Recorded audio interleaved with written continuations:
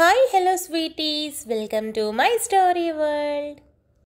శౌర్య శ్రీవల్లి వైపు చూడకుండా, చూడు నాకు నిజంగా నువ్వు నచ్చే ప్రపోజ్ చేశాను. నేను బలవంతంగా వచ్చి ఒప్పుకోమని మాత్రం అడగలేదు. నీకు నచ్చితే పెళ్లి చేసుకుంటాను అన్నాను. అంతేకాని ఇలా సడన్గా వచ్చి నువ్వంటే నాకు ఇష్టమని అందరి ముందు చెప్పి ఎందుకు ఇదంతా? ఎవరైనా నిన్ను ఫోర్స్ చేశారా ఇంట్లో వాళ్ళు అని శౌర్య డౌట్గా అడిగాడు.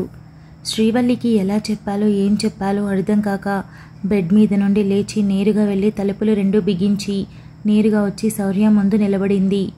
శౌర్య శ్రీవల్లి వైపు చూడ్డంతో వంగి నుదుటి మీద ముద్దు పెట్టి, ఇప్పుడు చెప్పండి, నేనెవరో బలవంతం చేస్తే చెప్పినట్టుందా? ఎవరో బలవంతం చేస్తే జస్ట్ ఇష్టమే అని చెప్తాను, కానీ ఇలా ముద్దైతే పెట్టను అని అనింది. శౌర్య లేచి, నీ నుండి ఇలాంటిది అసలు ఎక్స్పెక్ట్ చేయలేదు, అలా అని ఎందుకు నమ్మలేకపోతున్నా అంటే, సడన్గా వచ్చి ఇలా అందరి ముందు పెళ్లి చేసుకుంటానంటే ఎలా నమ్మాలి అని అడిగాడు. శ్రీవల్లి చిన్న నవ్వు నవ్వి, నాకిలా ప్రపోజ్ చేసుకోవడం, లవ్ చేయడం, తర్వాత ఇంట్లో వాళ్ళని బలవంతంగా ఒప్పించడానికి ట్రై చేయడం ఇవన్నీ నచ్చవు. ఏదైనా స్ట్రైట్గా చేస్తాను, అందరూ ఒప్పుకుంటే సంతోషం, లేదంటే ఇప్పుడే సైలెంట్ అయిపోతే మనకే బాధ ఉండదు కదా. పైగా ముఖ్యంగా నీకు ఒక క్లారిటీ ఉంటుందని అందరినీ పిలిచి అందరి ముందు చెప్పాను అని అనింది. నిన్ననే కదా అంత పెద్ద గొడవైంది, మీ అన్నయ్యని అనూప్ కొట్టాడు కూడా, పైగా మీ అత్తయ్యని కూడా తీసుకొచ్చేసాం. మరి అలాంటప్పుడు మా ఫ్యామిలీ మీద నీకు నెగిటివ్ ఇంప్రెషన్ పడలేదా అని శౌర్య తన సందేహాన్ని బయటపెట్టాడు. శౌర్య గారు, నిన్న జరిగినవి మొన్న జరిగినవి ఆలోచిస్తూ కూర్చుంటే నా ఫ్యూచర్ ఏం కావాలి? నేను జీవితం గురించి ఆలోచించాను. మీకంటే మంచివాడిని ఖచ్చితంగా మా ఇంట్లో వాళ్ళు తీసుకురాలేరు. ఎందుకంటే నేను మీ గురించి కేవలం అరణ్య నోటి వెంట మాత్రమే వినలేదు, ఇంట్లో అందరి నోటి వెంట విన్నాను. మిమ్మల్ని ప్రతి ఒక్కరూ ఇష్టపడతారు. అంతేకాకుండా ఒక అమ్మాయి కోరుకునే క్వాలిటీస్ మొత్తం మీలో ఉన్నాయి. మీకు ఎక్కువ కోపం రాదు, డీసెంట్గా మాట్లాడతారు, ఇంట్లో వాళ్ళకే ఫస్ట్ ప్రిఫరెన్స్ ఇస్తారు, చెప్పిన పని చెప్పిన టైంలో పూర్తి చేస్తారు. నలుగురు ఆరోగ్యం గురించి ఆలోచించే మీరు ఫ్యామిలీ గురించి ఇంకెంత ఆలోచిస్తారో నేను అర్థం చేసుకోగలను. నా వరకు నేను చూడడానికి ట్రెడిషనల్గా కనిపించిన నా ఆలోచనలన్నీ ఈ తరం అమ్మాయివే. నేను ఎప్పుడూ న్యాయం వైపే ఉండాలని కోరుకుంటాను. అలాగే తప్పు చేసిన వాళ్ళని ఎట్టి పరిస్థితుల్లో ఏదో ఒక శిక్ష వేయకుండా వదల్లేను. చెప్పాలంటే మా పెదనాన్నని చాలా ఏళ్ళగా దూరం పెట్టాను. కారణం అత్తయ్యని తనని ఊరు దాటి వేరే ఊరు తీసుకువెళ్ళి ట్రీట్మెంట్ ఇప్పించలేదని ఒకే కారణంతో దూరం పెట్టాను. అలాంటి నాకు మీరే కరెక్ట్ అని శ్రీవల్లి అనింది. నాకు కూడా ట్రెడిషన్స్తో పాటు ఈ తరం అమ్మాయిలా ఆలోచించే అమ్మాయి మా ఇంటి కోడలుగా కావాలి. నా చెల్లిని, అమ్మని, నాన్నని అర్థం చేసుకునే అమ్మాయి అయ్యి ఉండాలి. అది నువ్వని అనిపించింది. అందుకే నీకోసం ఇక్కడి వరకు వచ్చాను, ప్రపోజ్ కూడా చేశాను. కానీ నువ్వు ఇలా సడన్గా చెప్తావని అస్సలు ఊహించలేదు. మరోసారి అడుగుతున్నాను, నాతో లైఫ్ లాంగ్ ట్రావెల్ చేయడం నీకు ఓకేనే కదా? బలవంతం ఏం లేదు. నీకు ఇష్టమైతేనే చెప్పు. ఇష్టం లేకుండా ఒక డ్రెస్ని మనం 5 నిమిషాల పాటు వేసుకోలేం. అలాంటిది ఒక మనిషితో లైఫ్ లాంగ్ ఉండాలంటే కష్టం కదా. అందుకే కరెక్ట్గా చూస్ చేసుకున్నావా లేదా అని డౌట్తో అడుగుతున్నాను అని శౌర్య అన్నాడు. మీ వరకు నేను కరెక్టేనా అని శ్రీవల్లి అడిగింది. అవును, అందుకోసమే వచ్చాను, అందుకే ఇక్కడ ఉన్నాను. నా వరకు నాకు పర్ఫెక్ట్ మ్యాచ్ నువ్వే. నాకు ఇంకా వేరే వాళ్ళని చూసే ఆలోచన కూడా లేదు అని శౌర్య సూటిగా చెప్పాడు. నాకు అంతే, వేరే అబ్బాయిని పెళ్లి చూపులు చూడాలని, నీకంటే బెటర్ ఆప్షన్ దొరుకుతుందేమో అన్న ఆలోచన లేదు. నాకు తెలిసిన బెటర్ ఆప్షన్ నువ్వే. నేను నిన్నే పెళ్లి చేసుకుంటాను. నాకు నువ్వు కావాలి, నీ ఫ్యామిలీ కూడా కావాలి అని సూటిగా చెప్పింది శ్రీవల్లి. శౌర్య నవ్వి, నువ్వు నన్ను ముట్టుకున్నావు కదా, నేను టచ్ చేయొచ్చా అని అడిగాడు. శ్రీవల్లి నవ్వుతూ, మీకు నేను కరెక్ట్ అనుకున్నాను, నాకు కూడా మీరు కరెక్ట్ అనుకున్న తర్వాత ఇక ఇవన్నీ అడగకూడదేమో అని నవ్వింది. శౌర్య తన చేతిని పట్టుకొని ముద్దు ఇచ్చి, థ్యాంక్ యూ సో మచ్ ఒప్పుకున్నందుకు. అసలు నువ్వు ఇంత త్వరగా ఒప్పుకుంటావని అస్సలు ఊహించలేదు. నువ్వు అనుకున్నట్టే అందరి ముందు పెళ్ళి చెబుదాం పద అని శౌర్య అన్నాడు. శ్రీవల్లి నవ్వి శౌర్యతో కలిసి హాల్లోకి వెళ్ళి, మీరే చెప్పండి అని అనింది. శౌర్య నవ్వుతూ అందరికీ, ఇందాక శ్రీవల్లి చెప్పింది నిజమే, తను నిజంగానే నన్ను పెళ్లి చేసుకోవాలి అనుకుంటుంది అని చెప్పాడు. మీరా, శివ, సన్నీ, సిరి, అరణ్య అందరూ గలగల అరవడంతో శ్రీవల్లికి అప్పుడు సిగ్గు ముంచుకొచ్చి శౌర్య వెనక్కి వెళ్ళి దాక్కుంది. ఇంట్లో వాళ్ళు అందరూ కూడా చాలా సంతోషించారు. అందరూ శ్రీవల్లి శౌర్యకి కంగ్రాట్స్ చెప్పడంతో అందరూ గోలగోలగా అరుస్తూ ఎంజాయ్ చేశారు. శౌర్య శ్రీవల్లి చేయి పట్టుకొని అందరి దగ్గర ఆశీర్వాదం తీసుకుందాం అని పిలవడంతో శ్రీవల్లి ఇష్టంతోనే సరే అని వెళ్ళింది. ఇద్దరూ వెళ్ళి పెద్దవాళ్ళ దగ్గర ఆశీర్వాదం తీసుకున్నారు. అందరూ చాలా హ్యాపీగా ఫీల్ అయ్యారు. అక్క, నువ్వింత త్వరగా డెసిషన్ తీసుకుంటావని అస్సలు ఊహించలేదు. సో హ్యాపీ ఫర్ యూ అని సిరి అనింది. అందరూ మాటల్లో ఉండగా అరణ్య శ్రీవల్లి చెయ్యి పట్టుకొని బెడ్రూమ్లోకి తీసుకొని వెళ్ళింది. శ్రీవల్లి, నిజం చెప్పు, అసలు నువ్వెందుకలా సడన్ డెసిషన్ తీసుకున్నావు? నాకు తెలిసి నువ్వు ఇలా సడన్గా వచ్చి చెప్తావని నేను అనుకోను. ఎందుకంటే ప్రతి మాటని ఆచితూచి అడుగులు వేసే నువ్వు ఇలా ఎందుకని చేశావో అర్థం కావడం లేదు. సంతోషించే విషయమే, కానీ నాకు అన్నయ్యలా అనిపించింది. అదే, నువ్వు ఇష్టంతో చెప్పినట్టుగా అనిపించలేదు. కానీ అన్నయ్య నువ్వు హ్యాపీగా ఉండడంతో నేను నార్మల్ అయ్యాను.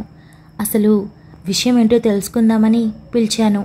ఇబ్బంది అయితే చెప్పొద్దు అని అరణ్య అనింది. చెప్తాను అరణ్య, నాకు తెలుసు అందరికంటే ఈ డౌట్ నీకే ఎక్కువ ఉంటుందని అని శ్రీవల్లి అనింది. అరణ్య శ్రీవల్లి చేతులు పట్టుకొని చెప్పు, ఏం జరిగింది అని అడిగింది. శ్రీవల్లి అరణ్య వైపు చూస్తున్న కన్నీళ్లు మాత్రం కళ్ళల్లో నుండి అలాగే వస్తూ ఉన్నాయి. ఏడుస్తున్నావా? మొదటిసారి నిన్ను ఇలా చూడటం. నీకు తెలుసా, నాకు తెలిసిన అమ్మాయిల్లో డేర్ అండ్ డాషింగ్ అమ్మాయి నువ్వే. ఎంత పద్ధతిగా కనిపిస్తావో అంత ధైర్యం కూడా ఉంది నీలో. అలాంటిది నువ్విలా కన్నీళ్లు పెట్టుకోవడం నాకు అస్సలు నచ్చలేదు అని అరణ్య అనింది. నాకు కూడా నచ్చలేదు, కానీ బాధేస్తోంది. మా ఇంట్లో ఒక్కరు కూడా మంచివాళ్ళు లేరు. ఎందుకో మీ ఫ్యామిలీలా మా ఫ్యామిలీ లేదు. అసలు నాకు ఆ ఇంట్లో ఉండాలని కూడా లేదు అని శ్రీవల్లి అనింది. రాణా ఏమైనా అన్నాడా అని అరణ్య డౌట్గా అడిగింది. పెదనాన్న, బాబాయ్, అన్నయ్య ముగ్గురు మేడ మీద మాట్లాడుకోవడం విన్నాను అని శ్రీవల్లి అనింది. ఏం మాట్లాడుకున్నారు అని అరణ్య అడిగింది. మామయ్యని చంపింది వాళ్ళే, అత్తయ్యని ఒక రూమ్లో పిచ్చిదాన్ని చేసి బంధించింది కూడా వాళ్ళే. నిన్న రాణా అన్నయ్య నీ మెడలో తాళి కట్టాలని చూశాడు. ఎలాగో జరగలేదు కాబట్టి సరిపోయింది. బయట పట్టుబడ్డ రౌడీలను కూడా పురమాయించింది బాబాయ్ వాళ్లే. అసలు నీ మీద ఎందుకు పంతం అర్థం కావట్లేదు. లేదా వాళ్ళు మొదటి నుండి ఇలాగే ఉన్నారా తెలియడం లేదు. అసలు మామయ్యని ఎందుకు చంపారు? తన సొంత చెల్లెలు నుదుటిన కుంకుమ లేకుండా, మెడలో తాళి లేకుండా, బోసి మొహంతో ఇంట్లో తిరుగుతూ ఉంటే చూడాలని ఏ పుట్టింటి వాళ్ళు కోరుకుంటారు? కానీ మా ఇంట్లో వాళ్ళు అలా చేశారా? పైగా కనీసం అత్తయ్యకి ట్రీట్మెంట్ కూడా సరిగా ఇవ్వలేదు. మీరొచ్చి ఇప్పటికీ నెల దాటింది. నెలలోనే అత్తయ్య చాలా వరకు కోలుకున్నారు. మరి ఇన్నేళ్ళు మా పెదనాన్న వాళ్ళు ఎందుకని ఇలా చేయలేదు? అసలు ఈ గుడిని ఎందుకు మూత వేయించారు? ఎందుకు ఆ గుడి తెరిచిన ప్రతిసారి ఏదో ఒక గడిబిడి జరుగుతోంది? ఊర్లో ఎందుకు చావులు వస్తున్నాయి? మీరొచ్చాక ఎందుకు రాలేదు? ఇలాంటివి చాలా సందేహాలున్నాయి. కానీ వీటన్నింటి మధ్య మా ఇంట్లో వాళ్ళ గురించి ఆలోచిస్తేనే కడుపు రగిలిపోతుంది. ఇలాంటి ఇంట్లోనేనా నేను పుట్టింది? ఇలాంటి ఇంట్లోనా నేను ఉంటుంది అని అనిపిస్తోంది. ఎప్పుడు ఇంట్లో నుండి పారిపోదామా అనిపిస్తుంది. ఇంట్లో నుండి పారిపోయే పని నేను చేయను. ఎందుకంటే నేను ఇంట్లో నుంచి మామూలుగా వెళ్ళినా లేచిపోయిందని చెడ్డ పేరు వస్తుంది. ఇక ఇంట్లో నుండి బయటపడడానికి ఒకటే మార్గం, పెళ్ళి. అందుకని మీ అన్నయ్యకి ప్రపోజ్ చేయలేదు. నిజంగానే మీ అన్నయ్య నాకు నచ్చాడు. పెళ్ళంటూ చేసుకుంటే మీ అన్నయ్యని చేసుకోవాలని ఆ రోజే ఫిక్స్ అయ్యాను. కానీ చెప్పడానికి ధైర్యం చేయలేదు. ఎందుకంటే మా పెదనాన్నకి నీకు పడటం లేదు. ఈ పెళ్లి వల్ల అది మరింత ఎక్కువ అవుతుందేమోనని మౌనంగా ఉండిపోయాను. కానీ ఇప్పుడు అలా అనుకోవటం లేదు. ఎంత త్వరగా వీలైతే అంత త్వరగా ఆ కుటుంబంలో నుండి బయటికి రావాలని చాలా ఎక్కువగా దేవతని కోరుకుంటున్నాను. అందుకే సమయం కాని సమయంలో ఇలా నేరుగా వచ్చి మీ అన్నయ్యని పెళ్లి చేసుకుంటానని చెప్పాను. ఈ మాట మీ అన్నయ్యకే చెప్పొచ్చు, కానీ అందరి ముందు చెప్తే బాగుంటుంది అని అనుకున్నాను అని శ్రీవల్లి చెప్పింది. అరణ్య శ్రీవల్లి కన్నీళ్లు తుడిచి, చాలా మంచి నిర్ణయం తీసుకున్నావు. నువ్వంటే మా ఇంట్లో అందరికీ చాలా ఇష్టం. నువ్వు ఖచ్చితంగా మహారాణిలా చూసుకుంటారు. నాకంటే కూడా బాగా చూసుకుంటారు. నువ్వు చూస్తూ ఉండు. నేను ఇలాంటి నిర్ణయం తీసుకుని చాలా మంచి పని చేశానని ఎప్పటికైనా ఫీల్ అవుతావు. ఇకపోతే మీ పెదనాన్న గురించి నాకు ముందే తెలుసు. కానీ నువ్వు ఆ ఇంటి ఆడపిల్లవి. నీకు ఇలాంటివన్నీ చెప్పి నీ మనసు పాడు చేయడం నాకు ఇష్టం లేదు. ఒక్కొక్కటి చూస్తూ ఉండగా నువ్వే తెలుసుకుంటావు తెలివైన అమ్మాయివి అని నేను ఊరుకున్నాను. నిజం చెప్పాలంటే మీ అన్నయ్య నా మీద అత్యాచార యత్నం కూడా చేశాడు. అనూప్ సరైన సమయానికి రావటం వల్ల నన్ను కాపాడగలిగాడు. లేదంటే ఎప్పుడో నా జీవితం నాశనం అయిపోయేది. నిన్న అలాగే పెళ్లి కూడా చేసుకోవాలనుకున్నాడు. వ్యామోహం, కోరిక అంతే. అందుకే కదా దేవుడు అనూప్ విషయంలో నాకు న్యాయం చేశాడు. నీకు కూడా అలాగే జరుగుతుంది. ప్రస్తుతానికి నువ్వు ప్రశాంతంగా ఇంట్లో ఉండు, అన్నీ సర్దుకుంటాయి అని అరణ్య చెప్పింది. సర్దుకుంటాయో లేదో తెలియదు. నేనైతే రాత్రి నుండి కంటి మీద కొనుక్కున్నది లేకుండా ఆ ఇంట్లో ఉండలేక ఎప్పుడు తెల్లవారుతుందా ఇక్కడికొచ్చి మాట్లాడదామని ఎదురు చూస్తూ ఉన్నాను అని శ్రీవల్లి చెప్పింది. చూడు, నువ్వే నాకు వదిన, ఫిక్స్ అయిపో. కాకపోతే కొద్ది రోజులకు పద్ధతి ప్రకారం నేను మా ఇంటికి తీసుకుని వెళ్తా. అప్పటి వరకు అక్కడే ఉండు. నువ్వు చేయాలి అనుకుంటే ఒక హెల్ప్ మాత్రం చేయి. అదేంటంటే వాళ్ళు ఏదైతే చేయాలనుకుంటున్నారో అది తెలుసుకునే ప్రయత్నం చేయి. ముందుగా నాకు చెప్పు. ఎందుకంటే ఇప్పుడు ఇది నీ కుటుంబం కూడా. నీ కుటుంబం బాధ్యత పెళ్లికి ముందే తీసుకోవడం తప్పేం కాదు కదా. అన్నింటికీ మించి నీకు మరో ముఖ్యమైన విషయం చెప్పాలి అని అరణ్య. అసలు తను ఆ ఊరికి ఎలా వచ్చింది, ఎందుకు వచ్చింది, సుమా ఎవరు, అసలు గుడి ఎందుకు తెరిచేలా చేసింది, తన కలల గురించి మొత్తం శ్రీవల్లితో పంచుకుంది. మొత్తం విన్న శ్రీవల్లి కరెంట్ షాక్ కొట్టినట్టు షాక్లో ఉండిపోయింది. ఆశ్చర్యంతో, నిజంగా నువ్వు మా అత్తయ్య కూతురువా? నీకు నిజంగా కలలొచ్చి అవి నిజమవుతాయా? చాలా ఆశ్చర్యంగా ఉంది అరణ్య, నమ్మలేకపోతున్నాను అని శ్రీవల్లి తడబడుతూ అనింది. Thank you so much for listening guys. Update నచ్చినట్టయితే లైక్ చేయండి, షేర్ చేయండి, కమెంట్ చేయండి, అలానే సబ్స్క్రైబ్ చేసుకోండి. వచ్చేసాను ముచ్చట్లకి. ఎలా ఉన్నారు అందరూ? బాగున్నారా? చాలా చాలా రోజులైపోయింది మనం మాట్లాడుకొని, అస్సలు కుదరట్లేదు. ఈ విషయంలో అయితే చాలా పెద్ద ఎక్స్ప్లెనేషన్ ఇవ్వాలి. సో సింపుల్గా మీకు సారీ చెప్తున్నాను. So sorry. ఇకపోతే ఎప్పట్లా ఈ అప్డేట్ ఎలా ఉందో కమెంట్ చేయండి. ఇకపోతే 20K ఫాలోవర్స్ దాటింది మన ఛానల్లో. So happy. Congratulations to us. Because ఇందులో నేను మాత్రమే కాదు, మీరు కూడా ఇన్వాల్వ్ అయి ఉన్నారు. నేను ఇక్కడ నిలబడి వెనక్కి తిరిగితే 20,000 మంది నా వెనుకున్నారనుకుంటే, ఓ మై గాడ్, సో ప్రౌడ్గా అనిపిస్తుంది, చాలా స్ట్రాంగ్గా అనిపిస్తుంది, చాలా ధైర్యంగా అనిపిస్తుంది. ఎక్కడో మొదలుపెట్టి ఎక్కడికో రీచ్ అయ్యాను. చాలామంది స్టోరీస్ని షేర్ చేయడం, కమెంట్ చేసి నన్ను అప్రిషియేట్ చేయడం, మిస్టేక్స్ ఉంటే చెప్పి వీటిల్ని చూసుకోమని చెప్పడం, ఇలాగా చాలా రకాలుగా నన్ను సపోర్ట్ చేస్తూ ఉన్నారు. సో ఎవరిని నేను అంత ఈజీగా మర్చిపోలేను. థ్యాంక్ యూ సో మచ్ ప్రతి ఒక్కరికి, పేరు పేరున ఇప్పటి వరకు సపోర్ట్ చేసిన ప్రతి ఒక్కరికి.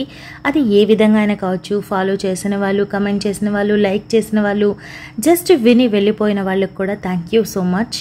ఇక గివ్ అవే గురించి చెప్పాను కదా, అది ఇన్స్టాంట్గా తీసుకున్న ఒక డెసిషన్. 20K ఫాలోవర్స్ అయితే ఇవ్వాలనిపించింది. 25 ఫాలోవర్స్ వస్తే ఒక పని చేస్తాను, అదేంటో గుర్తు చేయండి ఎవరికైనా గుర్తుంటే. చాలా 1 year అయిపోతుంది ఆ విషయం చెప్పి. ఇక ఈ గివ్ అవే ఏంటి అని అంటే, 20K ఫాలోవర్స్ వచ్చిన సందర్భంగా చిన్న గ్రాటిట్యూడ్ అనమాట. మీకోసం ఏదో ఒకటి చేద్దామనే ఉద్దేశం. సో మంచి స్టోరీస్ ఇవ్వమ్మా చాలు అంటారేమో. యా, అది ఖచ్చితంగా చేస్తాను, డెఫినెట్గా చేస్తాను. ఇక ఈ గివ్ అవే రూల్స్ అవన్నీ ఏంటి అంటే నేను ఆ పోస్ట్లో మెన్షన్ చేస్తాను. బట్ ఒకసారి చెప్తున్నాను వినండి. నేను ఒక పోస్ట్ కానీ లేదా రెగ్యులర్గా మనం ఇచ్చే అప్డేట్స్లో ఏదో ఒక అప్డేట్కి కానీ ఇది వర్తిస్తుందన్నమాట. లైక్ చేయండి, కమెంట్ చేయండి, 3 షేర్ చేయండి, అలానే ఖచ్చితంగా మన ఛానల్ని ఫాలో అయ్యి ఉండాలి. ఇవి రూల్స్ అనమాట. అది ఏ వీడియో లేదా ఏ పోస్ట్ అనేది నేను మీకు క్లారిటీగా చెప్తాను. ఇక దాంతోపాటు ఈ రూల్స్ ఎందుకు చెప్తున్నాను అంటే, మనం ఈ ఏదైతే చెప్తానో నేను ఆ లింక్ ఉంటుంది కదా, అది తీసుకెళ్ళి నేను పోస్ట్ చేసినప్పుడు అందులో వచ్చే కమెంట్స్ నుండి ఫిల్టర్ చేస్తుంది అనమాట. ఆ గివ్ అవే విన్నర్స్ని తనే చేస్తుంది అనమాట, ఆ వెబ్సైట్ చేస్తుంది. అప్పుడు తనే అన్నీ చెక్ చేస్తుంది. లైక్ చేశారా, కమెంట్ చేశారా, ఫాలో అయ్యి ఉన్నారా, 3 షేర్ చేశారా, ఇట్లా రూల్స్ ఉంటాయన్నమాట. సో అందుకని చెప్తున్నాను. దాంతోపాటు ఒక చిన్న స్వార్థం కూడా, కష్టానికి ప్రతిఫలం దక్కితే బాగుంటుంది కదా. సో నేను మీ నుండి కోరుకునేది ఏంటి అంటే, ఈ ఛానల్ గురించి, నా స్టోరీస్ గురించి ఒక 4 తెలియాలి. ఈ అమ్మాయి బాగా రాస్తుంది, ఈ అమ్మాయి స్టోరీస్ వింటే మనశ్శాంతిగా అనిపిస్తుంది, కొన్ని ఎథిక్స్ ఫాలో అవుతుంది, వాల్యూస్ ఉన్నాయి, ఇట్లా ఏదో ఒకటి అనుకున్నా నాకు చాలా హ్యాపీగా అనిపిస్తుంది అనమాట. అక్కడ నేను ఒక రైటర్గా విన్ అయినట్టే కదా. సో దానికోసమే ఇదంతా. అది పోస్ట్ పెడతానా లేదంటే ఏదైనా, అంటే ఇప్పుడు నేను ప్రేమ పరిచయమే, డాన్, రాచకొండ రహస్యం ఇస్తున్నా కదా, ఏదో ఒక పార్ట్కి అనేది నేను మెన్షన్ చేసి మీకు ముందుగానే చెప్తాను. ఓకేనా? అలర్ట్గా ఉండండి. రాబోయే 3 డేస్లో ఖచ్చితంగా చెప్పేస్తాను. మీరు చెప్పేసిన తర్వాత కరెక్ట్గా మళ్ళీ 3 డేస్కి నేను విన్నర్స్ని అనౌన్స్ చేస్తాను. అండ్ అది వీడియో చేసి మీకు పెడతాను కూడా, మీరు చూడండి, మీకే క్లారిటీ వస్తుంది. నేను చేతులతో చేసేది కాదు, వెబ్సైట్ చేస్తుంది. ఎవరు విన్ అవుతారు ఏంటి అన్నది నేను అక్కడే చెప్తాను. ఓకేనా? అంతే ముచ్చట్లు. ఈ అప్డేట్ ఎలా ఉందో కమెంట్ చేయండి. మనం తర్వాత అప్డేట్లో మరింత హుషారుగా కలుసుకుందాం. అంతవరకు keep smiling, stay healthy, bye guys.